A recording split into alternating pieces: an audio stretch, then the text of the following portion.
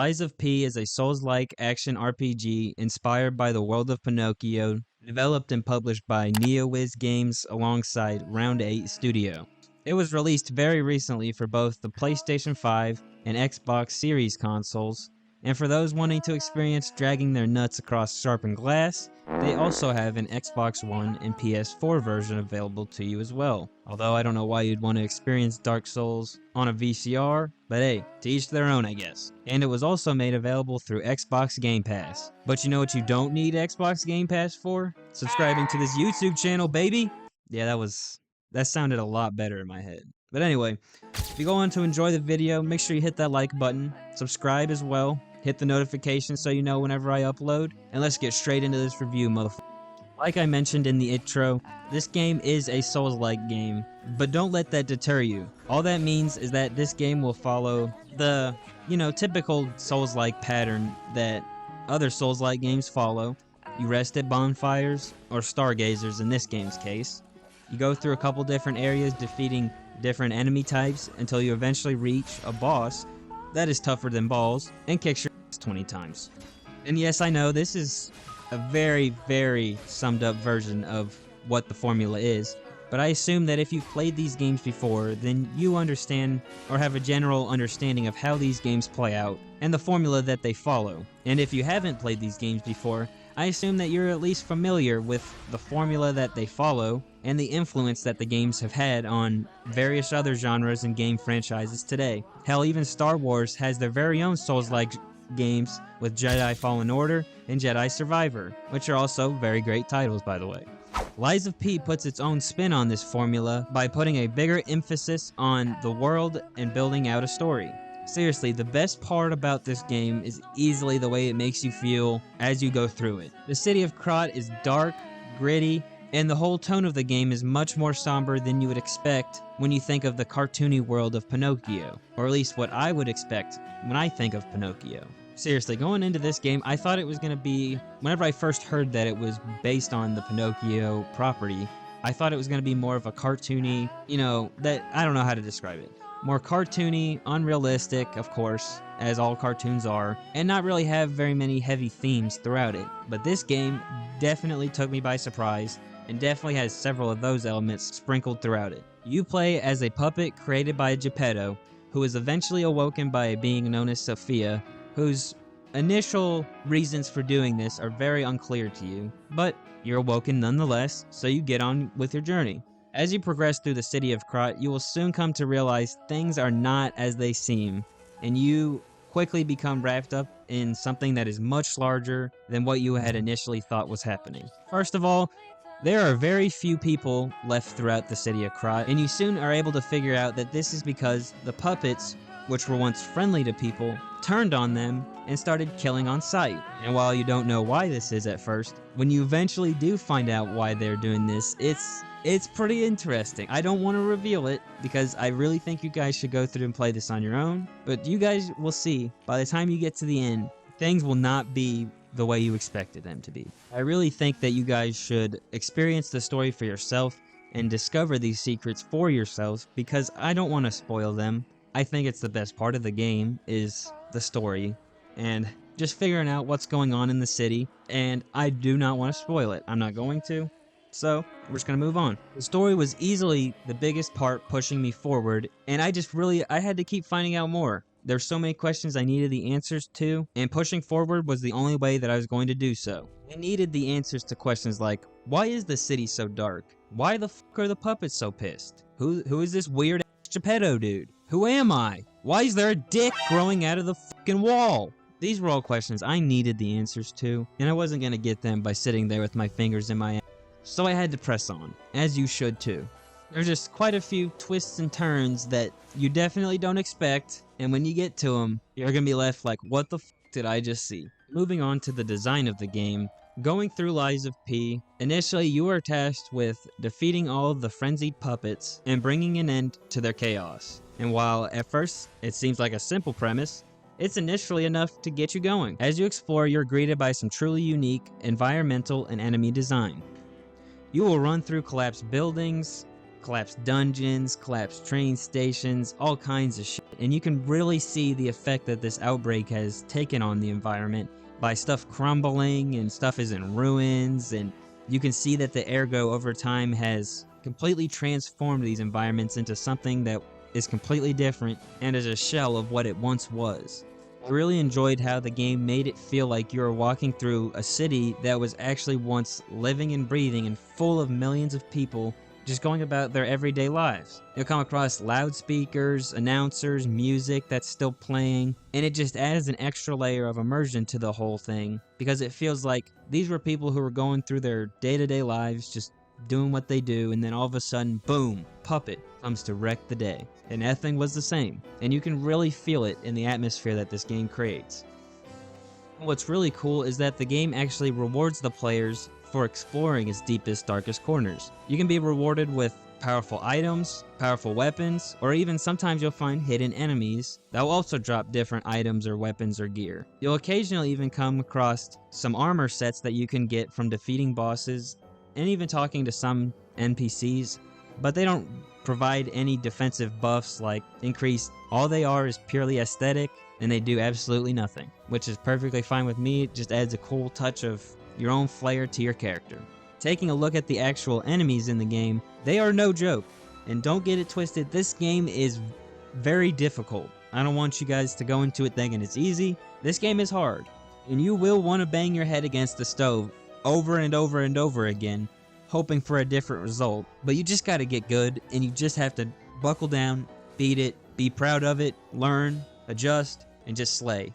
But the game does not make you feel like you are fighting a losing battle, which I think it is a great touch. I never felt like I had no chance. I never felt like I didn't have enough tools, and I never felt like an enemy was impossible or couldn't be beaten, which I think definitely helped push me along in some of the tougher fights. There are plenty of things that go into the combat that you never really feel like you're fighting a losing battle, which is another thing I really enjoyed about the game, was I always felt like I had enough tools at my disposal that if one strategy didn't work, I could always try another.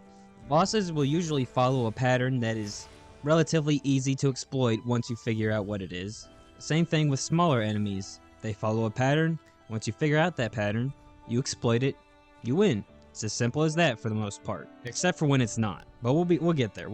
Combat controls are relatively simple. You have your attack button, your guard button, your dodge button, and your heal button, as well as, in this game, you get an attachable arm called the Legion arm that adds some pretty cool and unique abilities. It is another tool that can be used for you to find openings on bosses that might have not been so clear before, that might have not been able to be done otherwise. One very key variation that this game has in its combat is the use of a perfect parry mechanic, which you can execute by timing your guard perfectly before you are hit when an enemy attacks. When this is done successfully, it comes at no cost to your health, but does cost a little bit of stamina. But overall, is a very solid strategy for getting through smaller enemies, as well as a solid strategy for fighting a lot of the bosses. And this is what I mainly relied on when I was fighting against the bosses. Rather than trying to dodge everything, I figured this would be easier to time. And honestly, Sekiro's just got me f***ed up, so now this is how I play games. This is how I play Souls games now, is I just try to perfect parry everything. Just as a minor note, and just as a minor spoiler, I would recommend that you get good at this perfect parry system because it will really help you in the long run against a lot of the later bosses, especially the one who shall not be named, because fuck that boss. I hate that boss. That boss took me so long. If you know, you know. If you don't, you'll get there eventually. See, usually in Lies of P, when you guard and then take damage, you get something called guard regain, which allows you to attack the enemy and regain some of your health that you just lost when you were guarding, as the name would suggest. However, in the Lies of P, this encourages you to be aggressive while also being strategic by forcing the players to keep attacking if they want to keep regaining their health. And while this has been done in other Souls games before, it hasn't been done in this way, and it also was not as prevalent of a mechanic in other games as it is in this game. This is one of the main strategies going into a lot of the fights, which I didn't realize till later on because I mainly tried to parry everything. But this can be a really solid strategy for enemies who attack really quickly, because if you have high enough stamina, you can just guard it and then attack and get your health back. This is just another tool for you to take advantage of if you need it in Lies of P, and I really appreciated the inclusion of this mechanic. And it really is a solid strategy for players, and I honestly really didn't realize how much of an asset this system would be. Now, aside from the enemy's normal attacks, they will also have what's known as a fatal attack that cannot be guarded and cannot be dodged and must be perfect parried. When an enemy is about to do this, they will usually flash red, so that way you know when you're about to get your ass torn apart, if you don't parry in time. If you successfully parry, it leaves the boss open for a strong attack that you can follow up with most of the time. But if you don't, you will definitely feel the impact of that attack, as it most of the time will take out half or even most of your health bar. So you better be ready. This game keeps you on your toes, and this is another way that it encourages you to keep moving around and keep engaging with the boss. Attack and parry the enemy enough, and eventually the enemy's health bar will flash white, allowing you to execute a strong attack that will open them up for a fatal attack that you can unleash of your own. This attack will usually do significant damage to the boss and will leave them on the ground and open for a few more attacks as they prepare for their next string of attacks. I really like this system in Lies of P because it encouraged you to be more strategic while also playing aggressively. I'm really fond of the aggressive strategic gameplay that this game promotes. It made almost every boss a threat and felt like every encounter could play out in an entirely different way depending on how ready and how knowledgeable you were about the enemy you were encountering. Well, now while there are quite a few things I did like about Lies of P's combat, there are a few negatives that I would like to touch on because these things really drove me up a wall, and in some instances really were a detriment to the game's combat overall. What am I talking about? Well, I'm talking about affinities. What are affinities? I'm glad you asked. Affinities are these status effects that you get affected with throughout the game that inhibit some form of your abilities in one way or another. For example, you have your standard fire and lightning, which, as you may assume, fire burns you and does damage over time, lightning makes it more difficult to move, and reduces your rolling capabilities. However, there's also some that are much more annoying, like Disruption, which instantly kills you the moment that the bar fills up completely, no matter how much health you have, and Decay, which slowly kills you over time, and combine that with all the enemies trying to chop your fucking head off at one given moment, and it can be a really annoying system. Not to mention, these status elements can be found throughout the environments in gassy clouds that come together and form this huge layer of gas that you can't cross unless you want to be affected by said status condition. I understand why these status effects are in the game, given that you, as well as the enemies in the game, are puppets,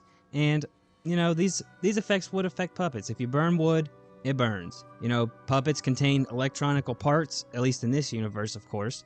So, electricity, it makes sense. It shorts them out, whatever. I'm not saying they don't make sense.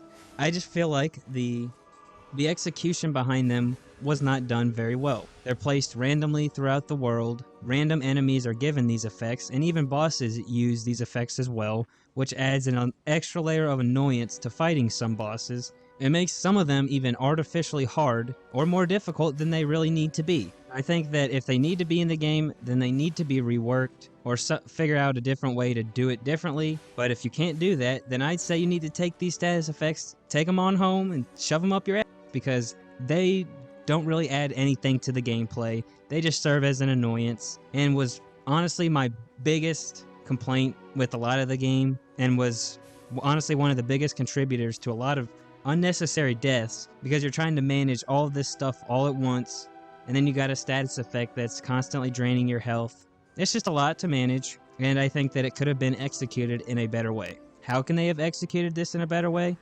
I'm not really sure. Maybe rather than having them be a separate item or separate thing that you put onto weapons, they could have made it so that certain weapons apply this effect naturally, like some do in the game. There are some that apply effects naturally, but I feel like this could have been tied to maybe an attack, or maybe just a certain blade type in general, rather than just trying to have it be that you just get affected by these things by random enemies and in random locations. I just think that it could have been executed a little bit better, and it was just more annoying than helpful to the gameplay experience overall. Now, I've already mentioned a lot of tools that Lies of P gives you for combat. You know, you've got different weapon types, you've got different affinities, you've got your perfect parries, your guard regain, all that. And that's not even mentioning the throwable items in this game, which are just a joke. Look at this shit. You can literally kill a boss with just items. Items are honestly just overpowered in this game, and a good tool for those who may be struggling on some bosses to kind of speed things up a little bit. There's also grindstones that you have that apply effects to your weapons like fire, electricity, acid, as well as a couple of other buffs and whatnot.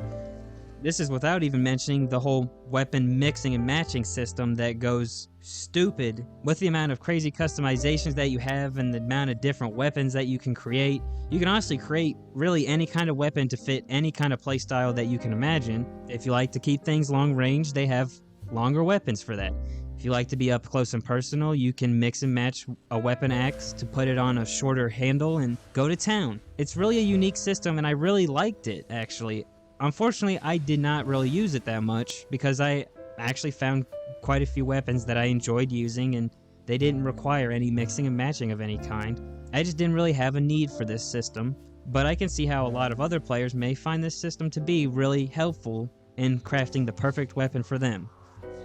Hell, there's even an entire skill tree that will give you different buffs and different effects that you can use to help aid you in battle. Some are minor, like they might give you a little bit of a health boost or a little bit of extra stagger damage, while others will give you major buffs like allowing you to roll twice in a row and also giving you extra charges for your healing items. The cool part also is that you can't finish this tree in one playthrough. You have to do it in multiple playthroughs, which is kind of a unique touch. It encourages you to play through multiple times and gives you a reason to do so. While I didn't engage with this system as much as I probably could have, it definitely gave me some very helpful buffs. It definitely played a major role in helping me to beat the story altogether. All that being said, as you guys can see, Lies of P has a lot going for it in terms of combat. There's plenty of ways to play the game, and it's up to you, the player, to find the right way that fits your playstyle. Overall, the game feels fair for the most part, and you're even given enough tools to get the job done. I'd also like to highlight the audio and visual design of this game, as it really adds an extra layer of authenticity to this game and really makes it feel real, or as real as it could be. The developers did a fantastic job of making the player feel like they are actually controlling a real puppet. Your limbs will creak, they will squeak while you move, and everything has that puppet stiffness that you see in movies and cartoons and whatnot, thrown all throughout the world. When enemies move, they almost move robotically, or like a marionette on strings. It really adds a level of realism and authenticity to the whole environment and the whole game altogether. And it really shows the developers put time and effort into creating this game, and really shows their passion for the whole project. You'll come across buildings that are shells of their former self, that were once full of life. And I say again, guys, every section of this map, every section of the world has a story, and this video really does not do it justice. You will want to experience this one for yourself.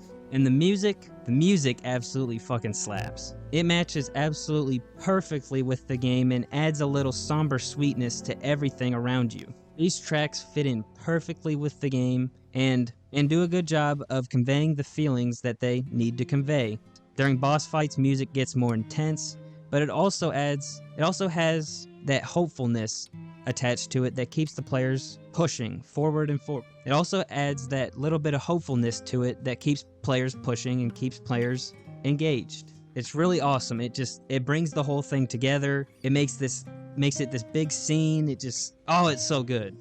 And you're even able to collect records, which you can play back at the hotel, which is like this game's safe area. And I really like that inclusion as well, as whenever you're in the hotel, you can just chill and listen to some good music while you're at it. You really can't praise the devs enough, even for just the music that they were able to create with this game. It was truly fantastic, and honestly, I give the music just by itself a 10 out of 10. Now, one of the biggest features that this game really pushes is the use of dialogue. It's one of the major ways that this game tries to set itself apart from its competitors. Throughout the story, you will need to answer questions that are given to you by NPCs you meet along the way. You will either need to tell the truth, or what you believe to be the truth, or you will need to tell a lie in order to get somewhere or get to where you need to be. A perfect example of this comes right at the beginning of the game. When you eventually reach the hotel or this game's safe area, you must answer a question.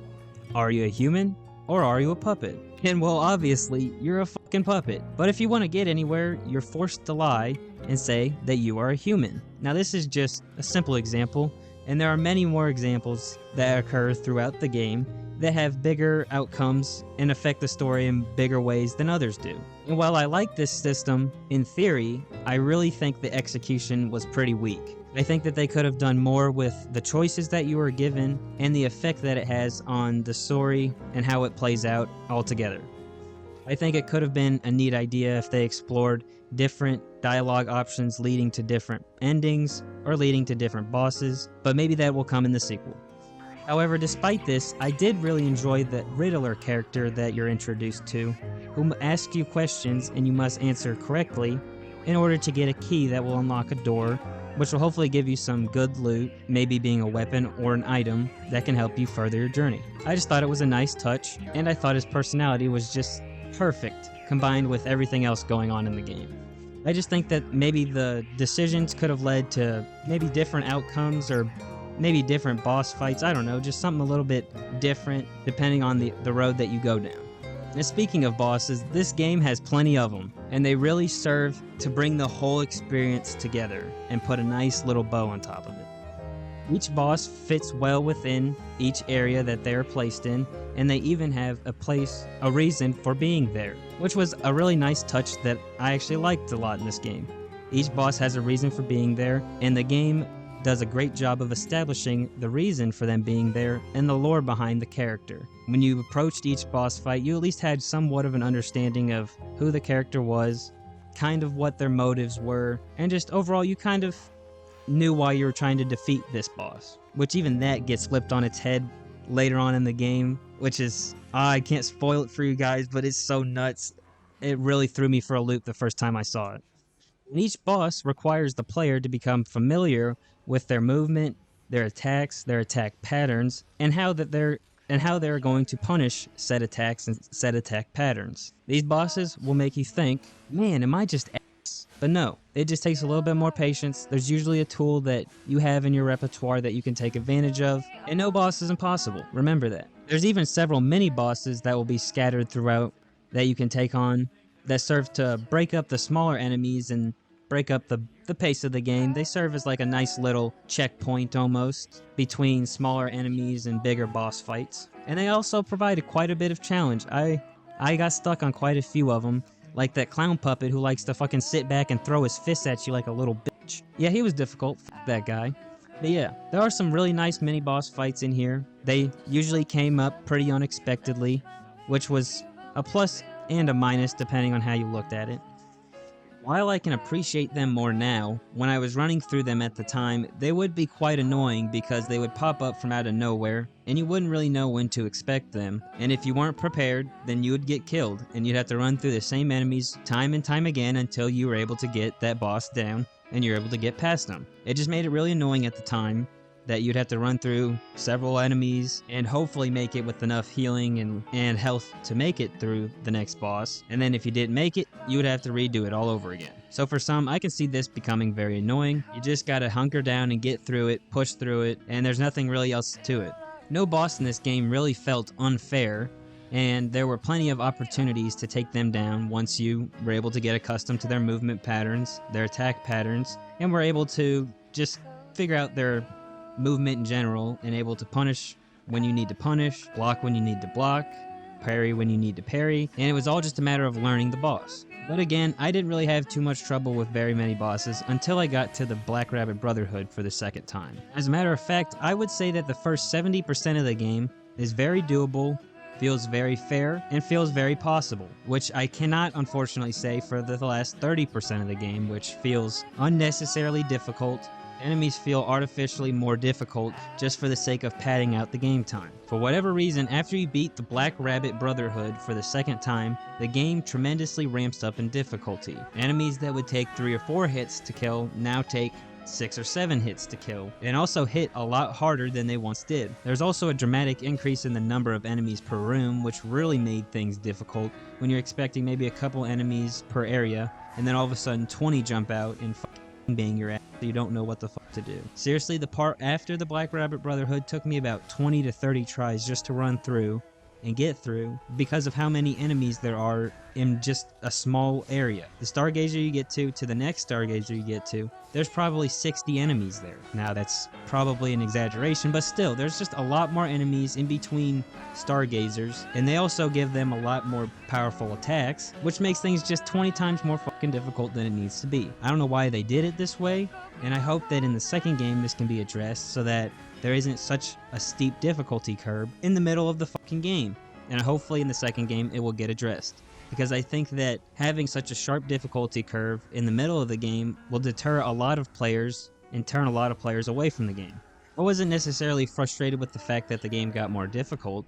I was more so frustrated with the fact that the game gets more difficult out of nowhere for no reason, other than to artificially increase the game time. The game had followed a formula up until this point, and then all of a sudden it wants to deviate from this formula, and it's just bad game design in my opinion. If they were going to include a sharper difficulty curve in the game, then they should have done it much earlier on and should have made it much more progressive rather than having it be so abrupt. This difficulty even shifts over to the boss fights. I'll use the Black Rabbit Brotherhood fight for an example once again, where in the first fight, where you start off and you fight one member, then as you progressively get his health down, the other members will jump in. However, as long as you kill the big brother, then the fight will end. In the second fight, you start off fighting all 3 members, and then once you get 2 of their health bars down, the 4th brother jumps out and completely shifts the entire tone of the boss fight. And if you don't get that other brother out of the way before the big brother shows up, you're in a lot of fucking trouble. So this fight alone took me almost a week to do because of how much is going on, how much you need to preserve your health, how much you need to preserve your healing items, and just the sheer amount of damage that they're able to do in a matter of fucking seconds. Because once you have all 3 members jumping on you, there's basically nothing you can do. And that 4th guy hits like a fucking truck. So I just think that they could have done more to maybe have it be a progressive shift in difficulty rather than it being such an abrupt shift in difficulty, to kind of ease the players into it rather than what they did in this game. However, I don't want this to deter players from wanting to attempt this game. This game is not overly difficult, it's not impossible. You can beat it, you just have to try, you have to give it the time that it deserves, and you have to not give up. And I really hope in the second game they're able to address some of these bigger issues and fix them so that way it's more player friendly and it's just a better experience overall. Looking at the replayability of this game, there's actually quite a bit here. The game encourages you to play through multiple times in order to actually see all of the endings. You will at least need to play through the game twice in order to get all the achievements for the endings, in which one playthrough you go through lying on every answer, one playthrough you go through telling the truth on every answer, and then on the third one you need to be mixing in lies and truths, and you also need to defeat a certain somebody in order to get the achievement. I think this is a fantastic way of encouraging players to play the game multiple times because, you get some new story bits by playing the game multiple times, and you're also able to completely fill out your P organ tree, which will again give you buffs and help you in other ways throughout the game. And it also can't be completed in one playthrough, so it kind of gives you a little bit more incentive to play through it again. Combine this with the weapons mixing and matching system that they've got going on, and there's a lot of replayability here for players who want to really dive into the game and really want to maximize their experience. Taking a look at the performance, I played the game on the PlayStation 5, and I had almost a perfect experience. The only time I really had issues was when there was a lot of enemies on screen, or there were just a lot of effects going on the screen. Sometimes the frames would drop for a few seconds, but then it would just go back to normal after, a few seconds or whatever. The game is definitely very well optimized. I would assume that it runs just as well on the Xbox Series consoles, and I can't fucking speak for the damn VCR and the damn PlayStation Space Link that you know as the PlayStation 4 and Xbox One, because I can't imagine how this game would run on there. It'd probably explode the damn consoles. But all jokes aside, it would probably run just fine on there, only running at 30 frames per second, which would just... But playing it on the PS5, I played it mainly in performance mode at 60 frames per second, as I feel like most games should be played at, as it just offers a more smooth experience, makes dodging a lot easier, makes parrying a lot easier. You know, it's overall a smooth experience. I really have to congratulate NeoWiz and Round 8 for how well optimized the game was, as I didn't really have any crashes or bugs or anything else to really speak of in terms of performance. It was well optimized, it worked good, and there's no complaints here in terms of performance. Overall, Lies of P is a fantastic Souls-like game, and it's also a very solid action RPG game as well. For those who aren't veterans of the Souls-like formula, there's plenty for you to enjoy here. And for those who really like action games, there's also plenty for you to enjoy as well. For those who are like me and like creative game worlds and are somewhat familiar with the source material, this game is a must-play. There really is something for everybody here. Whether you enjoy solid combat, great art design, great sound design, music design, Lies of P has plenty to offer for many different kinds of players. It's got interesting environments, a solid story with plenty of twists and turns and lore to uncover, plus some very solid combat with plenty of mechanics to keep players engaged, as well as a very solid cast of characters to interact with plenty of challenging bosses to keep the controllers flying. I haven't even mentioned the Legion Arm upgrades yet. Holy shit, this game has a lot in it. Holy motherfucker, just go buy it already. What are you still doing here? Go play it, come back, let me know what you thought about the game, and then tell me I'm right, because I know it's a good game. I know you'll enjoy it. Just go fucking play it already. It's on Game Pass. If you don't have Game Pass, I'm sure it's on sale somewhere. Just play the damn game. I can't recommend Lies of P enough, and while I know it's not the Bloodborne sequel that many were hoping for, I think it does a damn good job of filling in for the time being. And when Lies of P 2 gets announced, I'm confident that millions will be waiting to see what's next for the city of Krat, and you can bet that I'll be there day one, dying alongside you guys. Overall, I'm very happy with this game. I'm very pleased with the outcome of the game. It was a lot better than I thought it was going to be, and honestly, it's gone down as one of my favorite games of all time. Definitely one of my favorite Souls games.